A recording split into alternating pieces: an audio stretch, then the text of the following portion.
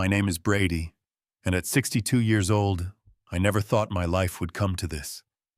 After 35 years of pouring concrete and raising steel beams across Arizona, my body aches almost as much as my heart. I sacrificed everything for my son Timothy, working double shifts and dangerous jobs to give him the life I never had. Now, standing in the hallway of what was once our family home, I watch him demand my pension with cold eyes. Before I tell you how I ended up packing my suitcase with trembling hands, I would like to know where you are watching from. Please hit that like and subscribe button if you have ever felt betrayed by someone you loved unconditionally. I grew up in Prescott, Arizona, a small town where most folks made their living with their hands. My father worked at the lumber mill, and my mother cleaned houses for the wealthy families who lived on the hill overlooking town. We never had much, but they taught me the value of hard work and dignity. Those lessons shaped my entire life. During my junior year of high school, I met Margaret Jenkins in chemistry class. She had auburn hair that caught the sunlight like copper wire, and a laugh that made the whole room feel warmer. Our teacher paired us as lab partners, and I was so nervous I nearly spilled hydrochloric acid all over the table. Margaret just smiled, steadied my hand, and whispered, "Take it slow, we have all semester." Little did I know we would have much more than a semester together. After graduation in 1981, I proposed to Margaret under the old oak tree at Willow Creek Reservoir. I had saved for 6 months to buy a modest diamond ring, working weekends at the local gas station, on top of my weekday job at the construction site. When she said yes, I promised her I would build us a good life. We married that fall, and I secured a full-time position with Summit Construction. The pay was decent, the work was hard, but I never complained. Every blister and pulled muscle was worth it, because I was building our future. We rented a small one-bedroom apartment on the edge of town, saving every penny we could for a down payment on our own home. 2 years into our marriage, Margaret told me she was pregnant. I still remember how my hands shook when she handed me the positive test. We were going to be parents. 9 months later, our son Timothy James Wilson came into the world all red-faced and screaming with powerful lungs. The first time I held him looking down at his tiny fingers and button nose, I made a silent vow that he would have every opportunity I never did. What I did not know then was that Timothy would be our only child. The delivery had been complicated, and Margaret suffered internal damage that required emergency surgery. The doctors told us afterward that she would not be able to have more children. Margaret cried for weeks, but I assured her that Timothy was more than enough for us. We would pour all our love into him. As Timothy grew, I took on more responsibility at work, eventually becoming a foreman by the time he started elementary school. The promotion meant longer hours and more stress, but also better pay and benefits. Margaret had to quit her receptionist job to stay home with Timothy after we realized childcare would cost almost as much as she made. This put more pressure on me as the sole provider, but I never let them see me sweat. I wanted Timothy to have the best of everything. When other kids got new bikes, Timothy got one too. When the latest video game system came out, it was under our Christmas tree. Margaret said I was spoiling him, but I disagreed. I was giving him the childhood I never had. Looking back now, I see Margaret was right. She usually was. While I provided materially for Timothy, I realize now I was often absent emotionally. Construction projects would keep me away from home for 12 hours a day, sometimes 6 days a week. I would come home exhausted. Eat dinner helped Timothy with math homework, if I could stay awake, and then collapse into bed. Weekends were filled with household repairs and yard work with precious little time for playing catch or teaching Timothy to fish like my father had taught me. Margaret tried to compensate for my absence by giving Timothy whatever he wanted. If he threw a tantrum in the grocery store for candy, she would give in. If he refused to do his chores, she would eventually do them herself. We argued about this frequently, always in whispers after Timothy had gone to bed. I would say she was making him soft, and she would counter that I was never around to help set boundaries. We were both right and both wrong. The damage was happening either way. By the time Timothy reached middle school, the pattern was set. I worked and provided, Margaret nurtured and indulged, and Timothy took it all for granted. He had never known want or need. He had never seen me come home with my back so sore I had to lie on the floor instead of the bed. He had never watched Margaret balance the checkbook at the kitchen table, moving pennies from one column to another to make sure we could pay all the bills. When I think back on those years, now sitting alone in my new life, I wonder if there was a moment when I could have changed the path we were on. Was there a Sunday afternoon when I should have put down the lawnmower and taken Timothy fishing instead? Was there a school play I should have attended instead of working late? These questions haunt me now, but back then all I knew was that providing for my family was my primary responsibility. Everything else felt secondary. As Timothy entered high school, the distance between us grew wider. He developed an interest in clothes and status symbols that bewildered me. He would beg for $100 sneakers and designer jeans. My work boots cost $30 and lasted 3 years. I could not understand why anyone would spend so much on items that served the same basic function. But Margaret would look at me with pleading eyes, saying she did not want Timothy to be bullied for looking poor. Again, I gave in. The summer before Timothy started his senior year, I suffered a bad fall at work. A scaffolding collapse sent me plummeting 15 feet onto concrete. I broke my right leg in 2 places and fractured 3 ribs. The doctors said I was lucky to be alive, but all I could think about was the 6 weeks of wages I would miss while recovering. Timothy seemed annoyed that I could not drive him to football practice, and Margaret looked more tired each day as she juggled caring for me and managing the household. That was the first time I saw the truth about my son, though I quickly buried the realization.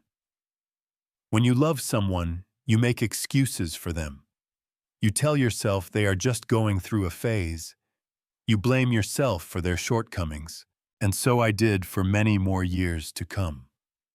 As Timothy moved through his teenage years, I noticed a troubling pattern emerging. He began comparing our modest 3-bedroom home to the mini mansions where some of his friends lived. He complained about our 6-year-old sedan when other kids were getting brand new cars for their 16th birthdays. I tried explaining the value of earning things through hard work, but my words seemed to bounce off him like rain on a windshield. "Dad, you just do not understand what it is like," he would say, rolling his eyes. "Everyone at school judges you by what you have." What hurt most was that I did understand. I remembered the shame of wearing secondhand clothes and bringing lunch in reused paper bags, while other kids had store-bought clothes and proper lunch boxes. The difference was that I had vowed to overcome my circumstances through hard work, while Timothy seemed to think he was entitled to the finer things simply by existing. Despite our financial limitations, when Timothy was accepted to Northern Arizona University, I was determined to pay his tuition. This meant refinancing our home, which we had nearly paid off, and taking on debt at an age when my friends were getting serious about retirement planning. Margaret worried about the financial strain, but I insisted. "This is what we have worked for," I told her. "Education is the one thing nobody can take away from him." If only Timothy had valued that education as much as we did. His first semester grades were barely passing. He called rarely, and when he did, it was usually to ask for more money. Campus food was terrible. He needed a better laptop. Everyone else had cars, and he had to take the bus. The requests never stopped. During his sophomore year, we received a call from the university. Timothy had been caught drinking in the dorms underage. It was his third offense, and he was being placed on academic probation. I drove the 3 hours to Flagstaff that night to have a serious talk with him. When I arrived at his dorm room, it was clear he had been partying. Empty beer cans littered every surface, and the room smelled like a brewery. "What are you doing here?" he asked, clearly annoyed by my surprise visit. "We need to talk about your future son," I said, trying to keep my voice steady. "Your mother and I are breaking our backs to give you this opportunity." "Yeah, well, I never asked you to," he shot back. Those words stung like a physical blow. For nearly 20 years, everything I had done was for him, and now he was acting like it was some kind of burden I had placed on him. We argued for hours that night. I threatened to stop paying his tuition if he did not straighten up. He promised he would do better. He did not. By the end of his junior year, Timothy dropped out of college entirely. 3 years of tuition, housing, and expenses down the drain. When he came home with a carload of possessions and announced he was taking a break from school, Margaret cried for days. I was too angry to cry. What made this period even more difficult was that Margaret had started showing signs of forgetfulness. At first, we attributed it to stress and lack of sleep. She would misplace her keys or forget appointments. But when she got lost driving to the grocery store she had been going to for 15 years, I knew something was seriously wrong. The diagnosis came like a thunderbolt: early onset Alzheimer's. Margaret was only 52. The doctor explained that while rare, the disease could strike earlier in some patients. I immediately cut back my work hours to care for her, which meant our income took another hit just as Timothy returned home jobless and without a degree. For 2 years, I watched my beloved Margaret slip away a little more each day. The woman who could once manage our household budget to the penny now could not remember if she had eaten breakfast. The mother who had kept every drawing Timothy ever made now sometimes failed to recognize him entirely. It was devastating. Throughout Margaret's illness, Timothy was minimally helpful at best. He would occasionally sit with her so I could run errands, but he complained constantly about how depressing it was. He found a job at an electronics store, but spent most of his paycheck on going out with friends, rather than contributing to the household expenses that were quickly draining our savings. When Margaret passed away on a rainy Tuesday morning in April, I felt my heart physically break inside my chest. For 34 years, she had been my partner, my confidant, my home. Now she was gone, and I was left with an adult son who seemed like a stranger. The funeral was small but beautiful. Margaret would have approved of the simple arrangements and white lilies everywhere. Timothy stood beside me at the graveside, and for a brief moment I felt we were truly united in our grief. That illusion was shattered less than a week later when he approached me about his inheritance. "Mom would have wanted me to be secure," he said, sitting across from me at the kitchen table she had lovingly selected 20 years earlier. "I was thinking about the life insurance money. I could use it to start a business." I stared at him in disbelief. Margaret's body was barely cold in the ground, and he was already thinking about how her death could benefit him financially. The life insurance was meant to cover the substantial medical bills and help support me in retirement, which was now looking increasingly precarious due to the years of care expenses. "There is not going to be much left after the medical bills," I said carefully, "and what remains needs to supplement my retirement." Timothy stormed out of the house, slamming the door so hard that the picture of our family vacation to the Grand Canyon fell off the wall, the glass shattering across the floor. As I knelt to clean up the broken pieces, I felt like it was a perfect metaphor for my life at that moment, picking up the shattered remains of what once was whole. Retirement hit me harder than I expected. For 35 years, I had defined myself by my work. I was Brady Wilson, construction foreman. I built things.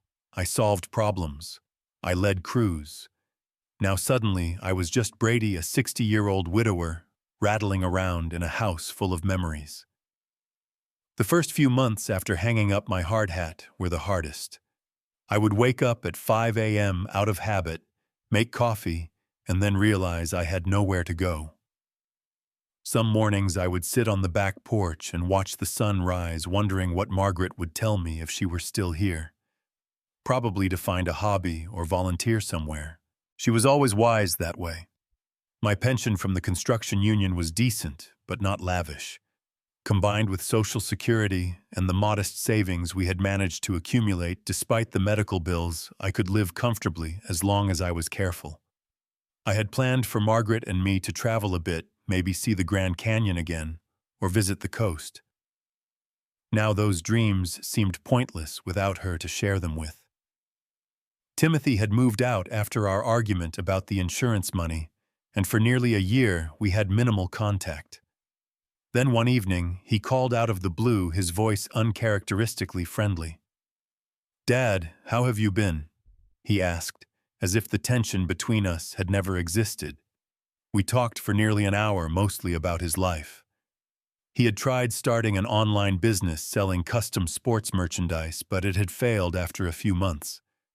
Then he had worked briefly at a marketing firm before being let go in a company restructuring. Now he was between jobs again.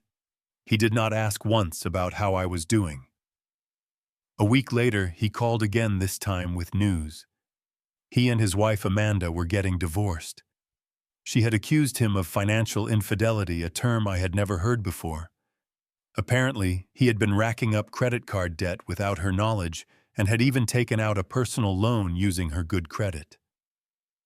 "Can I stay with you for a while, Dad? Just until I get back on my feet." Despite everything, he was still my son. The boy I had once taught to ride a bike and helped with math homework. The young man whose graduation I had proudly attended. I said yes, of course he could come home.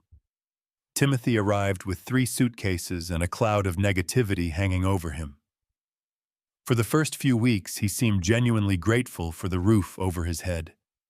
He helped with dishes occasionally, and even mowed the lawn once without being asked. I began to hope that perhaps this difficulty had matured him. That hope was short-lived. Soon he was staying out late, sleeping until noon, and leaving messes throughout the house for me to clean up. When I gently suggested he might want to start looking for work, he snapped that the job market was terrible, and I just did not understand how hard it was for his generation. "Your generation had it easy," he would say. "You could support a family on one income and buy a house for next to nothing." I wanted to tell him about the years of 60-hour weeks, the physical toll that had left my body aching every morning, the careful budgeting Margaret and I had done to afford our modest home. But I knew he would not really listen, so I usually just nodded and changed the subject. About 6 months after Timothy moved back in, he mentioned he had been seeing someone new. Her name was Heather, and she worked as a bartender at a local restaurant. Before I had even met her, Timothy informed me she would be moving in with us. "Her roommate is terrible, and she needs to get out of there," he explained, not actually asking for my permission, so much as informing me of a decision already made. I was uncomfortable with the arrangement, but reluctant to cause conflict. This was still my house, paid for with decades of my labor, but somehow I felt like a guest who should not make waves. Looking back, this was a crucial moment when I should have stood firm, but grief and loneliness had weakened my resolve. Heather moved in the following weekend. She was in her early 30s, about 10 years younger than Timothy, with bleached blonde hair and long acrylic nails that clicked constantly against her phone screen. She was not rude to me exactly, but she made it clear that she viewed me as an inconvenience rather than the homeowner. Within weeks, the dynamics of the household had shifted dramatically. Timothy and Heather took over the living room with their massive television and gaming systems. They cooked elaborate meals in the kitchen, but never cleaned up properly afterward.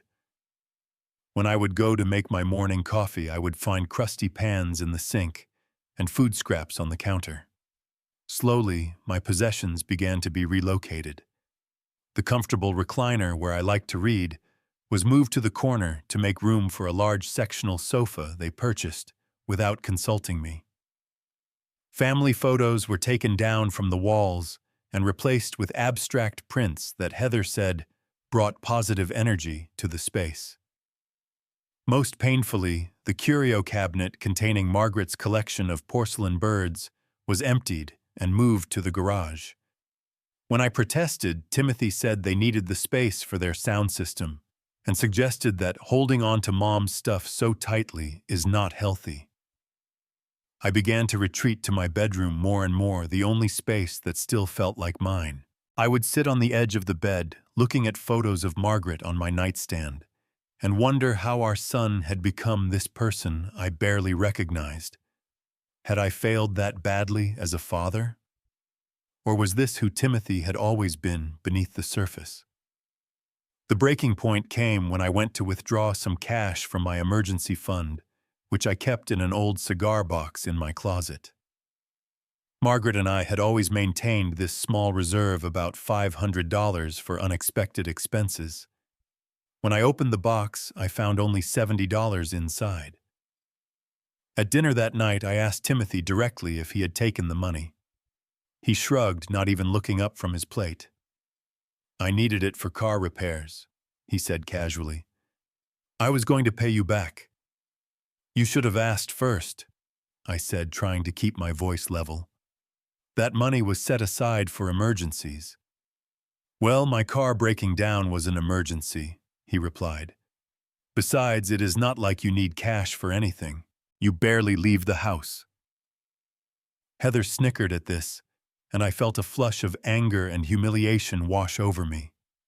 I had worked my entire adult life, sacrificed countless hours of personal time, put my body through punishing labor, all to provide for my family.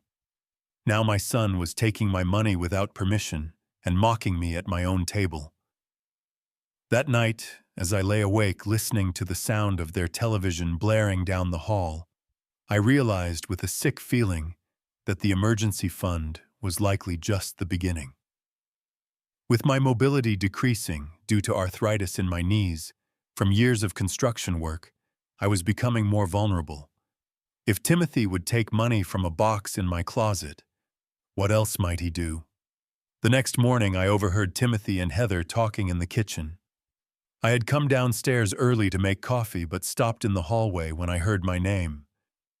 "Brady is sitting on a decent pension," Timothy was saying in a low voice.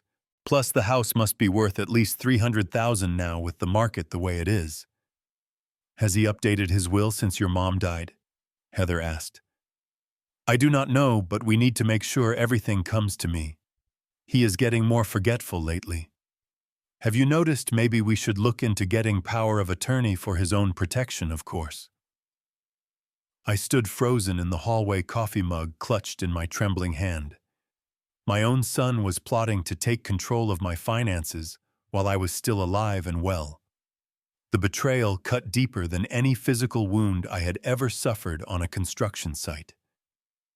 Over the next few weeks, I noticed Timothy researching elder care facilities on his laptop. When I walked into the room, he would quickly close the screen, but not before I glimpsed what he was looking at. He also began making comments about how the house was too much for me to manage, and how I might be happier in a community with other seniors. The final straw came when I discovered brochures for a cut-rate assisted living facility tucked into a drawer in the kitchen. The place looked institutional and depressing. In the photos, nothing like the active retirement communities my friends had moved to. This was a warehousing facility for unwanted elderly relatives, not a home. That night, I could not sleep. I paced my bedroom looking at the life Margaret and I had built now being systematically dismantled by our own son. How had it come to this? When had Timothy decided that my only value was in what I could provide financially? And more importantly, what was I going to do about it? The confrontation happened on a Tuesday morning. I was sitting at the kitchen table attempting to enjoy my breakfast, despite the knot of anxiety that had taken up permanent residence in my stomach. Timothy came in still in his pajamas despite it being nearly 10 o'clock and poured himself a cup of coffee. "Dad, we need to talk about your finances," he said, sliding into the chair across from me. "Heather and I have been thinking about our future, and we need to make some changes around here." I set down my fork, my appetite instantly gone. "What kind of changes?" "Well, for starters, your pension. It does not make sense for you to be the only one managing it. If you added me to your accounts, I could help make sure the money is working harder for all of us." All of us. As if my retirement funds earned through decades of physical labor were somehow communal property. I took a deep breath. "Timothy, my pension is for my retirement.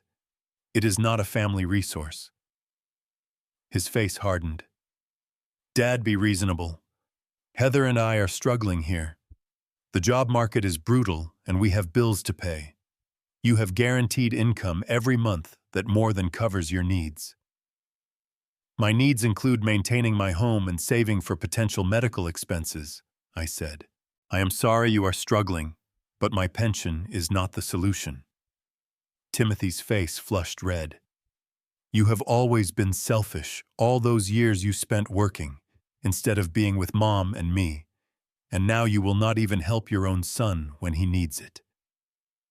The accusations stung like a slap. I had spent my entire adult life providing for him, often at the expense of my own health and happiness.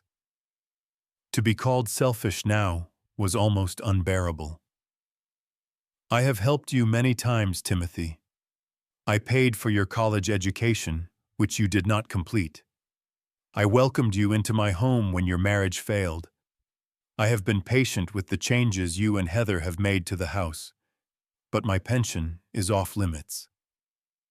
He stood up so quickly his chair toppled backward, crashing against the tile floor. "You know what? This is not working. This arrangement. Maybe it is time you found somewhere else to live." I stared at him in disbelief. Somewhere else to live. This is my house, Timothy. I paid for it. Well, I am living here now too, and Heather is not comfortable with how controlling you are. Besides, you cannot even manage the stairs well anymore, with your bad knees. You need a place that is more suited to someone in your condition. My hands began to shake. My condition, I am not an invalid. I am your father. That was when he exploded, slamming his hands down on the table so hard, the dishes jumped. "Give me your pension, or I will kick you out," he shouted, his face contorted with rage. "I will call Adult Protective Services and tell them you are not capable of living independently. How would you like that?" In that moment, my son became a stranger to me. The little boy who had once sat on my shoulders at the county fair, the teenager who had needed help with his math homework, the young man I had proudly watched graduate high school. All of those versions of Timothy seemed to vanish. In their place stood this angry, entitled adult who saw me not as his father, but as an obstacle to financial gain. I felt something break inside me, a final thread of hope that had been hanging by a fraying strand. Without a word, I stood up and walked out of the kitchen. I could hear Timothy calling after me, his tone suddenly conciliatory, but I did not stop. In my bedroom, I closed the door and sat heavily on the edge of the bed.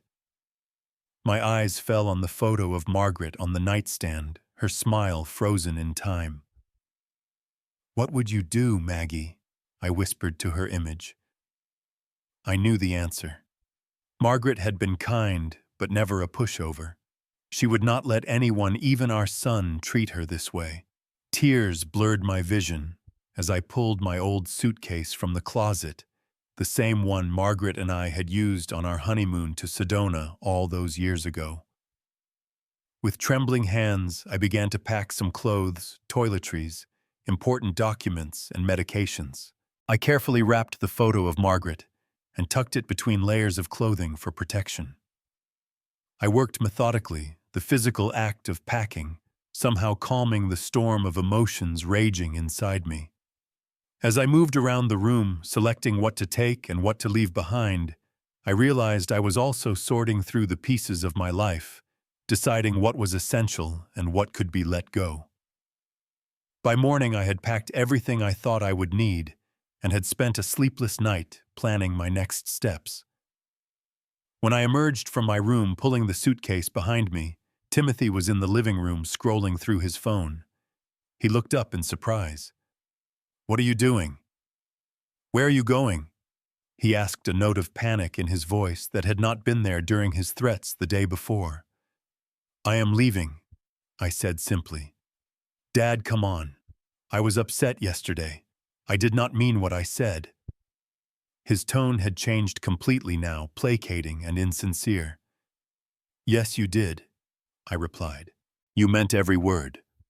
And that is why I cannot stay here anymore." "But where will you go? You are being ridiculous." I looked around at the house that no longer felt like my home. The walls that had once held family photos now displayed abstract art I did not understand or appreciate. The comfortable furniture Margaret and I had selected together was gone, replaced by sleek, uncomfortable pieces that Heather had chosen. Even the smell was different, strong scented candles masking the familiar scent of home. I would rather be anywhere else than in a place where I am not respected or valued. I said, my voice stronger than I expected it to be. Timothy stood up, his expression darkening again. "Fine, leave then. But do not expect to come crawling back when you realize you cannot make it on your own." Those words, so callous and cruel from my only child, brought fresh tears to my eyes. But I would not let him see me break. With as much dignity as I could muster, I pulled my suitcase toward the front door. "Timothy, I wish things could have been different between us," I said, pausing with my hand on the doorknob. "I have always loved you, and I always will. But I will not be bullied or manipulated, not even by my own son." He scoffed, turning away. "Whatever, Dad. Good luck out there." With a heavy heart but a resolute spirit, I opened the door and stepped out into the morning sunshine. I did not look back as I walked down the driveway, my arthritis making each step painful but necessary. I had no concrete plan, just a determination to maintain my dignity and independence. As I reached the sidewalk, I heard the front door slam behind me. That sound, final and decisive, marked the end of one chapter of my life and the uncertain beginning of another. Tears streamed down my face as I continued walking, but alongside the grief was a surprising sense of liberation. For the first time in years, I was making a choice solely for myself. I had no idea what the future held, but I knew one thing with absolute certainty: I would rather face homelessness with my self-respect intact than live under the same roof with someone who valued me only for my financial assets. Margaret would have understood. She always said that true wealth was not measured in dollars, but in dignity. With that thought providing a small measure of comfort, I continued walking away from the house that was no longer my home toward an uncertain but authentic future. The first few days after leaving my home were some of the hardest of my life. With my limited mobility and a single suitcase containing my possessions, I checked into the Pinecrest Motel, a budget establishment on the outskirts of town. At $79 per night, it would quickly drain my available cash, but I needed time to formulate a plan.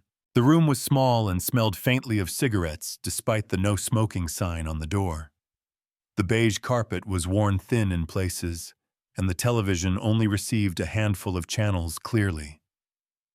But it was clean, and most importantly, it was mine. No one could tell me how to arrange the furniture or criticize how I spent my time.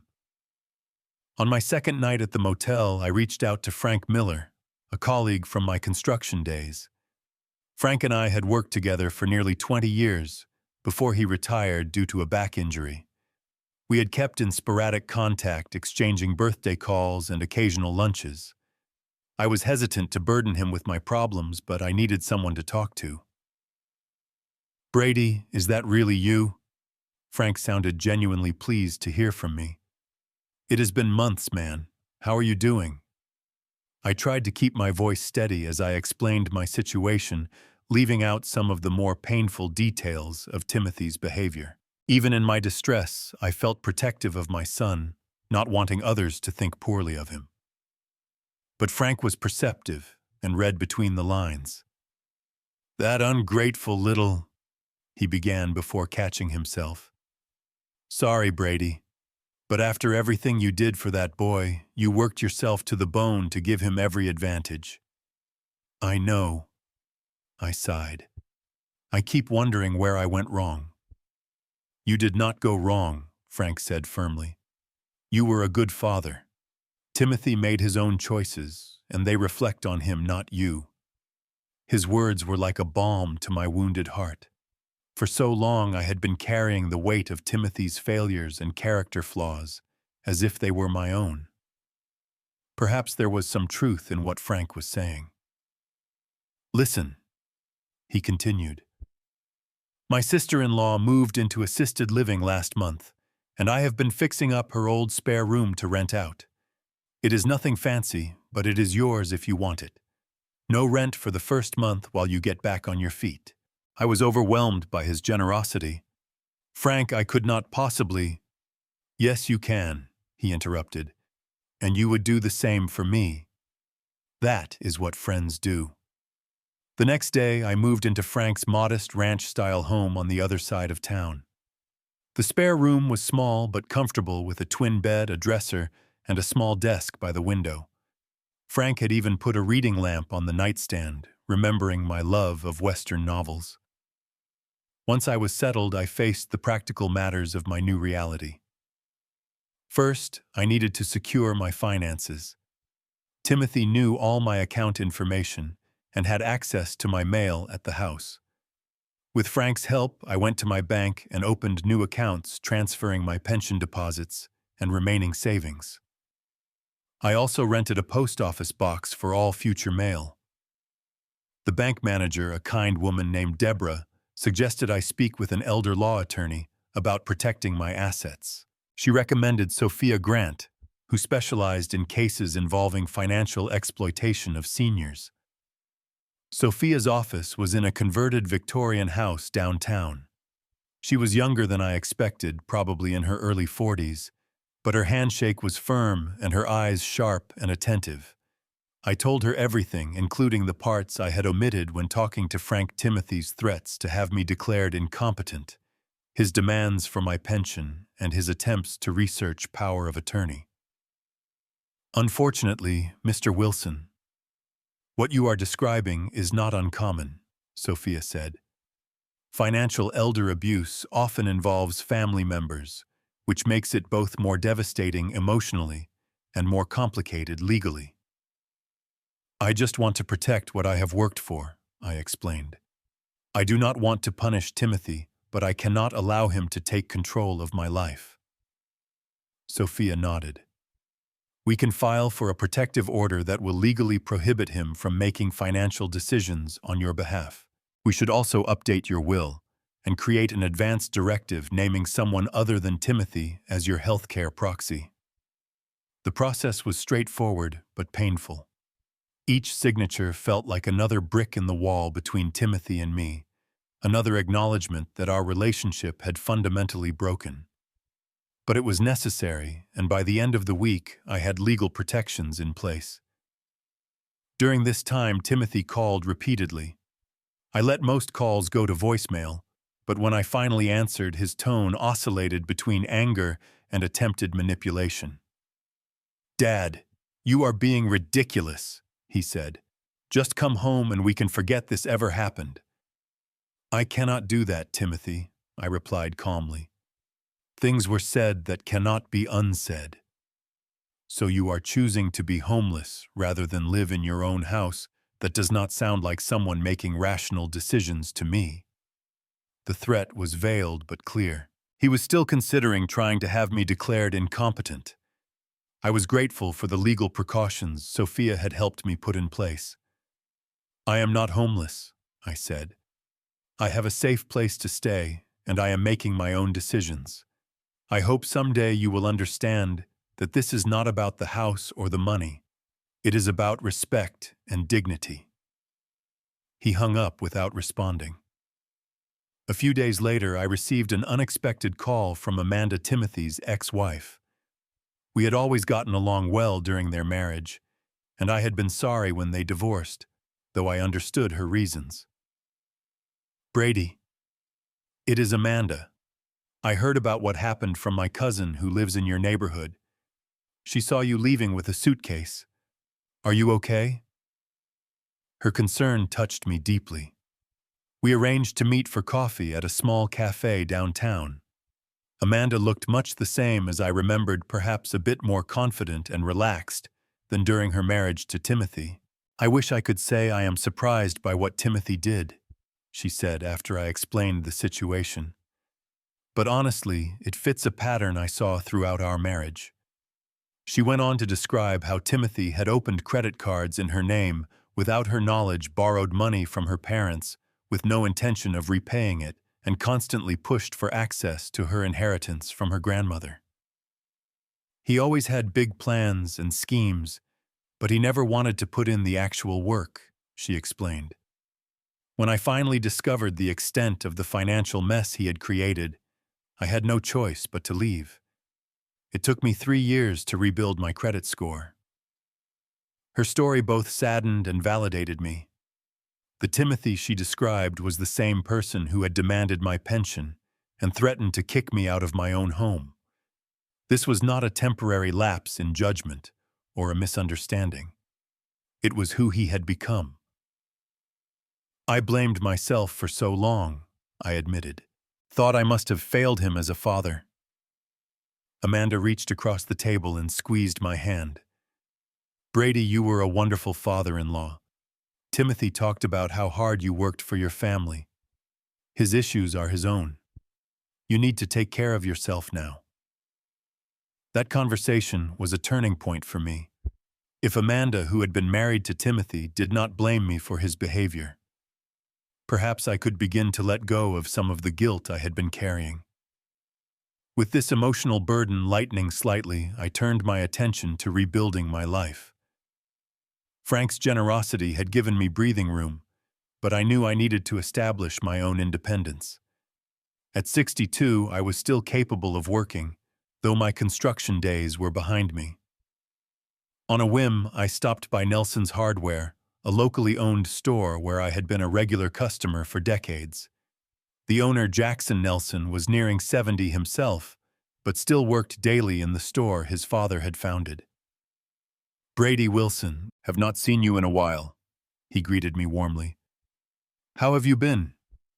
I gave him an abbreviated version of recent events, and he listened with growing concern. "That is tough, real tough," he said, shaking his head. "Say I have been looking for someone to work a few days a week, someone who knows tools and building materials and can actually give customers good advice. Would you be interested?" The offer came so unexpectedly that I was momentarily speechless. When I found my voice, I accepted gratefully. 3 days a week, 4 hours a day, with the flexibility to accommodate my arthritis on bad days. It was perfect.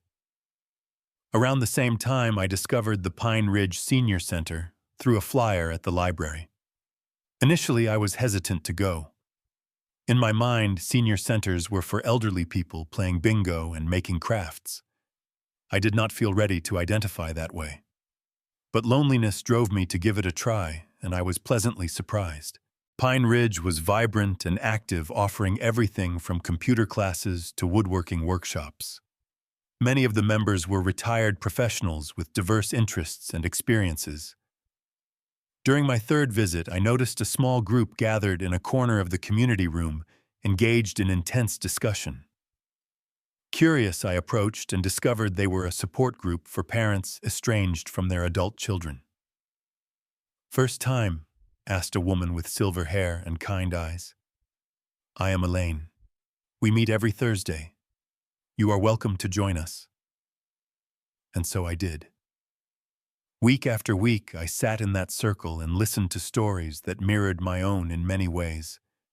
Parents whose children had cut contact over perceived slights.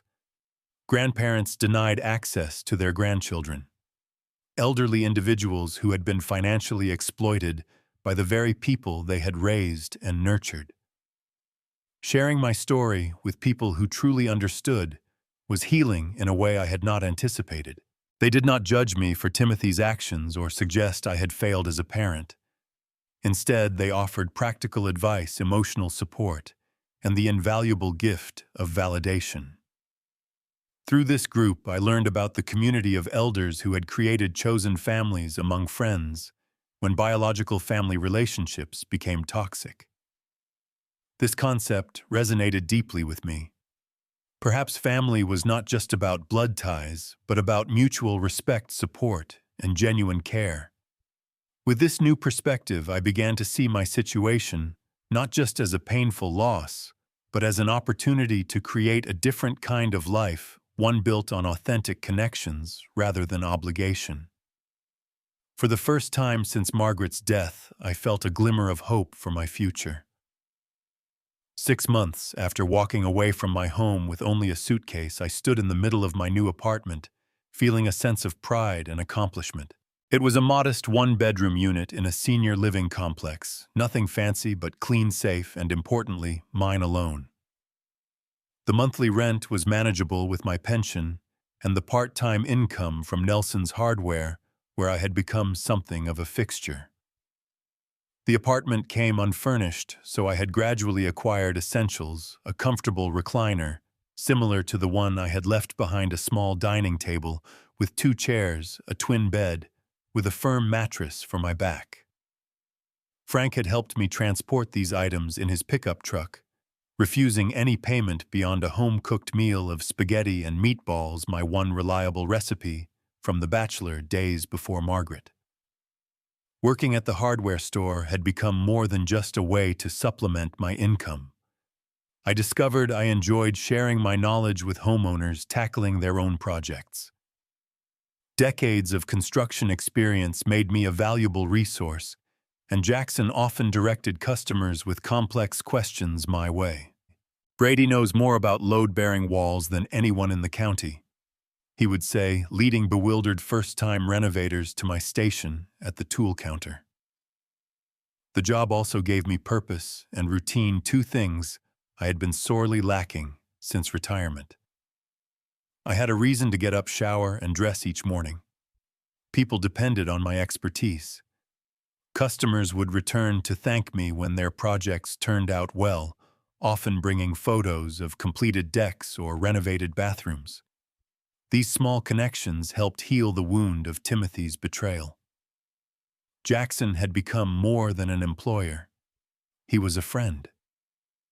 Though a few years older than me, he had similar interests in fishing and Western novels. We often discussed the latest C.J. Box or Craig Johnson books during slow periods at the store. Sometimes we would grab lunch at the diner across the street, swapping stories about our most challenging construction projects from years past. "You know," Jackson said one day over coffee, "my daughter wants me to retire and move in with her family in Phoenix. Says I am getting too old to run this place." "What do you think about that?" I asked, recognizing parallels to my own situation. He snorted. "I told her I will retire when they carry me out of here feet first. This store has been my life for 45 years. Besides, her husband is a city boy who thinks a Phillips head screwdriver is exotic equipment. We would drive each other crazy inside a week." We both laughed, but there was understanding beneath the humor. We had both built our identities around work and independence. Giving those up, even with the best intentions, would mean losing essential parts of ourselves. My support group at the senior center continued to be a source of strength.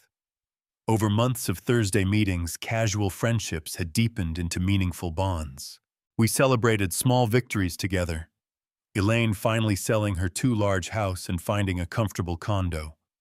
Walter standing up to his daughter, who had been borrowing money with no intention of repayment. Maria reconnecting with a grandchild who had reached adulthood and sought contact against his parents' wishes. I shared my own milestones, the new apartment, the job at Nelson's, learning to cook simple meals for myself. Each step toward independence was applauded by people who understood exactly how difficult these achievements had been. During this period of rebuilding, Timothy's behavior took a darker turn. When his attempts to coax me back home failed, and he realized I had secured my finances beyond his reach, he began spreading concerning stories among family acquaintances. "Your son came into the pharmacy yesterday," reported Margaret's cousin Irene during one of our occasional phone calls. "He was telling everyone you have been exhibiting signs of dementia, and he is terribly worried about you living alone." Similar reports came from other sources, church members, former neighbors, even Jackson, who said Timothy had come into the hardware store specifically to express concerns about my cognitive capabilities, seemingly unaware that I worked there. Sophia Grant, my attorney, was unsurprised when I told her about these developments. "This is unfortunately common," she explained. "When financial exploitation is thwarted, the abuser often attempts to discredit the elder to regain control. It is a form of gaslighting." She suggested we prepare for the possibility that Timothy might attempt legal action to gain guardianship. "It is unlikely he would succeed, given your obvious competence, but we should be ready." Her prediction proved accurate. 3 weeks later, I was served with papers. Timothy was petitioning the court to be appointed as my guardian, claiming I was no longer capable of managing my affairs and had been unduly influenced by new acquaintances with questionable motives. The court date was set for the following month. Despite Sophia's reassurances that such cases were difficult to win, without substantial evidence of incapacity, I was terrified. The thought of losing my hard-won independence, of potentially being forced back into Timothy's control, gave me nightmares. My support network rallied around me. Frank offered to testify about my lucidity and independence. Jackson provided a letter detailing my reliable work performance and sound judgment. The members of my support group attended the hearing en masse, filling the benches in a show of solidarity. Even Amanda, Timothy's ex-wife, came forward courageously, offering to testify about his history of financial manipulation. "I should have spoken up years ago," she told me. "Maybe it would have prevented what happened to you." The hearing itself was both shorter and less dramatic than I had feared. Timothy appeared with an attorney who seemed increasingly uncomfortable as the proceedings unfolded. When asked for evidence of my alleged incapacity, they offered only vague claims about erratic behavior and concerning decisions. In contrast, Sophia presented my regular work schedule bank statements, showing responsible financial management, and statements from multiple character witnesses. The court-appointed evaluator, a geriatric social worker who had interviewed me extensively, reported finding no cognitive impairment whatsoever. "Mr. Wilson demonstrates clear decision-making capacity and appropriate awareness of his situation," she testified. "He has established a stable living environment, meaningful social connections, and ongoing employment. There is no basis for guardianship," and the judge, an older woman with silver-streaked hair and piercing eyes, seemed particularly disturbed by Timothy's petition. "Mr. Timothy Wilson," she addressed my son directly, "the court finds no evidence whatsoever to support your petition for guardianship. In fact, the evidence suggests your father is managing quite well since leaving the home you shared. Petition denied." She then looked at me with genuine concern. "Mr. Brady Wilson, the court apologizes for any distress this proceeding has caused you. You have the right to live independently for as long as you are able, and the court affirms that right today." Relief flooded through me like a physical wave. As we left the courtroom, my supporters gathered around, offering congratulations and support. Timothy stalked past, without making eye contact, his attorney hurrying behind him with an apologetic glance in my direction. That evening, my friends insisted on celebrating the victory. We gathered at a local restaurant, a group of seniors raising glasses in a toast to independence and dignity. For the first time in a very long while, I felt truly surrounded by family, even if not the family I had been born into or created through marriage. About 2 weeks after the court hearing, Timothy appeared at my apartment unannounced. I was returning from grocery shopping when I found him waiting by my door, looking uncomfortable and out of place in the senior living community. "Can we talk?" he asked, his voice lacking the confidence it had held in the courtroom. I hesitated, then nodded, unlocking my door and gesturing him inside. I was not afraid of him anymore, just sad for what our relationship had become. Timothy stood awkwardly in the center of my small living room, looking around at the simple furnishings and the few personal items I had salvaged or replaced. Margaret's photo on the side table, a small bookshelf filled with westerns, a handmade quilt from a craft fair that reminded me of one Margaret's mother had made. "So, this is where you live now," he said finally. "Yes, it suits me."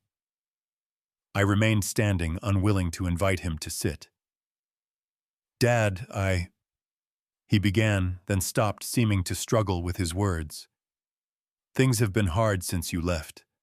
The house needed repairs I could not afford. Heather moved out last month." I waited, sensing there was more.